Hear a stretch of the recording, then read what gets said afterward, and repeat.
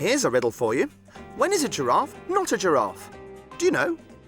When it's an okapi. And here's an okapi. Now here's a funny thing.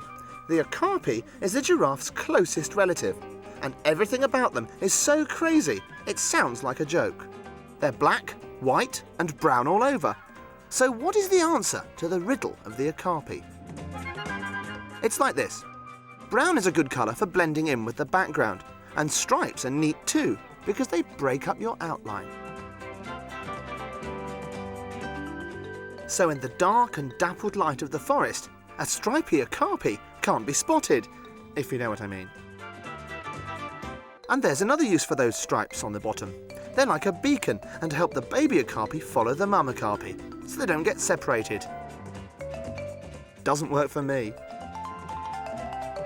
Size for size, the okapi has the longest tongue of any mammal, 50 centimetres. They use them to twist the leaves from branches, and with a lick that long, you can get to the leaves the other animals just can't reach.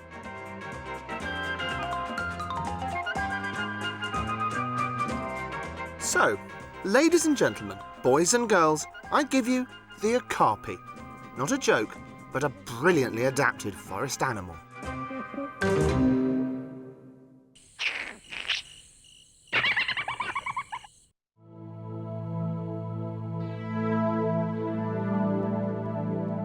People tend to come to Africa for the big stuff. But to be quite honest with you, none of those things are really for me. I'm after something a little bit smaller, and I think more special.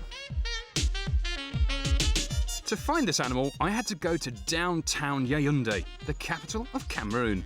That way. Merci.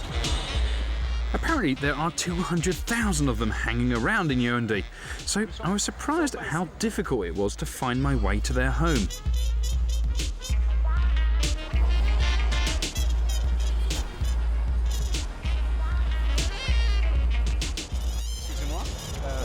Les chauves-souris? Les chauves-souris? Oui. Oui. Oui. Partout là, il y en a les chauves-souris ici. Beaucoup comme ça. At last, I seemed to be on the right track. There was certainly a funny smell in the air and an unusual chattering sound. And there they were at last, hanging around in the trees, just like birds.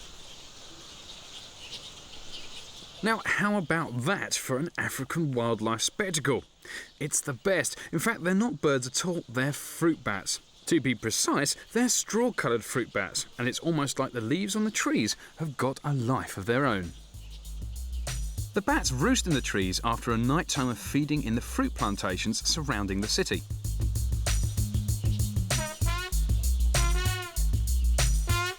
There were literally thousands of them, all piled on top of each other, and I have to say, it looked pretty uncomfortable to me.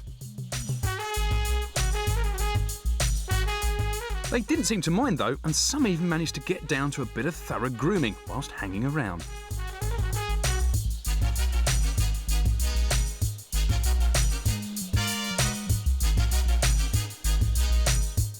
It was all pretty stunning, but for the real spectacle, I had to wait until dusk, because then their tummies rumble and they fly off to feed. And as the sun went down, the bats started to get restless, knowing that feeding time was just around the corner. Unlike some bats, these fruit bats from Cameroon don't use sound to get around. They have huge eyes and a great sense of smell that helps them seek out their food in the moonlight.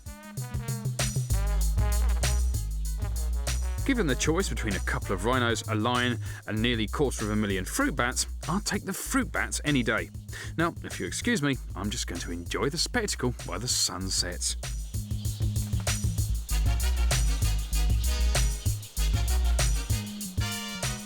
Now that is awesome.